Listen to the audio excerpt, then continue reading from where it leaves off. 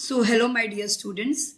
In the previous class, we were talking about the breakdown of glucose by various pathway.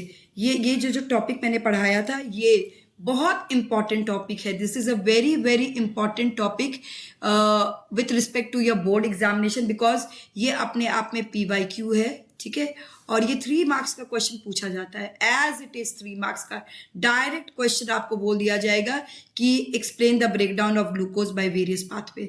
तो आप इसको ये इस फ्लो चार्ट के थ्रू भी एक्सप्लेन करोगे तो you will get the marks. So now moving on to the next part, that is ATP. ATP क्या है इसको आज हम लोग पढ़ते हैं, थोड़ा समझते हैं. ठीक है, ऐसे बोर्ड्स के पॉइंट ऑफ व्यू से ये इतना मतलब ऐसा कभी पूछा नहीं गया है, लेकिन फिर भी मैं बता देती हूँ कि ATP क्या है और कैसे ATP हमारे बॉडी के अंदर बनता है. ठीक है, ATP इज एनर्जी करेंसी. ये छोटे क्लासेस से आप पढ़ते आ रहे हो कि ATP इज एनर्जी करेंसी. मतलब जैसे कि हमारे पास हम अपने पैसे को बैंक में जमा करते हैं, उसी तरह एनर्जी का बैंक कौन है? ATP है. यहीं पे हम एनर्जी को, जितना भी हमारा रिजर्व एनर्जी होता है उसको हम स्टोर करके रखते हैं in the form of ATP. ATP क्या है? Adenosine triphosphate. ATP का फुल फॉर्म हम लिख लेते हैं. ATP क्या है? ATP is adenosine triphosphate. Just a second. So what is ATP? ATP is adenosine triphosphate. क्या है ATP? Adenosine triphosphate. क्या मतलब है इसका? ट्राइफॉस्फेट मतलब ये इसके अंदर कितने फॉस्फोरस के मॉलिक्यूल होंगे? 3. ठीक है, there are 3 molecules of phosphate group. ठीक है, तो अब ये कैसे बनता है हमारे बॉडी में? एक्चुअली क्या होता है, let me read the NCERT book. ATP is the energy currency for the most cellular respiration. The energy release during the process of respiration is use to make an ATP molecule. जितना भी energy produce हुआ during the process of respiration, वो energy को use किया जाता है क्या बनाने के लिए? ATP मॉलिक्यूल को बनाने के लिए. किससे?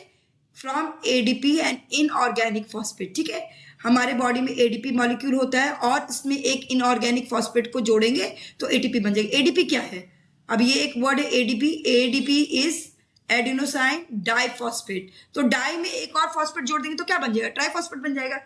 तो यही चीज दिखा रहे. देखो ADP हमारे बॉडी में है, इसमें हमने इनऑर्गेनिक फॉस्फेट डाल दिया और जो एनर्जी प्रोड्यूस हुई थी ड्यूरिंग दैट सेलुलर रेस्पिरेशन, ये एनर्जी क्या करती? ADP और इनऑर्गेनिक फॉस्फेट के बीच में बॉन्ड बना देती है. ठीक है, और ये जो बॉन्ड बना, देखो ADP और इनऑर्गेनिक फॉस्फेट के बीच में ये जो बॉन्ड बना, इस स्ट्रक्चर को हम लोग बोलते हैं ATP. ठीक है, इस बॉन्ड बनाने के लिए एनर्जी कहाँ से मिली? एनर्जी जो कि सेलुलर रेस्पिरेशन से प्रोड्यूस हुई. ठीक है, now the endothermic process in the cell then use this. What is endothermic process?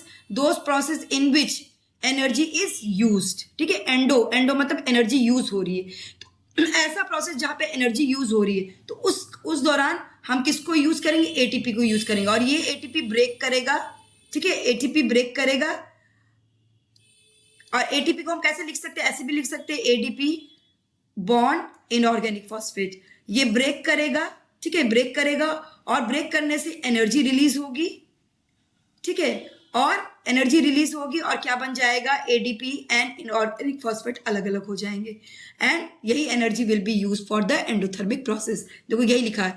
देखो endothermic process in the cell then use this ATP to derive this reaction. ठीक है, reaction को करने के लिए, एंडोथर्मिक रिएक्शन को करने के लिए हमको एनर्जी कौन देगा? ATP. कैसे देगा? ATP ब्रेक करेगा. ठीक है, in the presence of water this ATP will break and then what will be produced? The bond between ADP and inorganic phosphate. ये क्या बन गया? ये पूरा मॉलिक्यूल क्या बना? ये ATP का मॉलिक्यूल है. ये बॉन्ड टूटा, किसके प्रेजेंस में टूटा?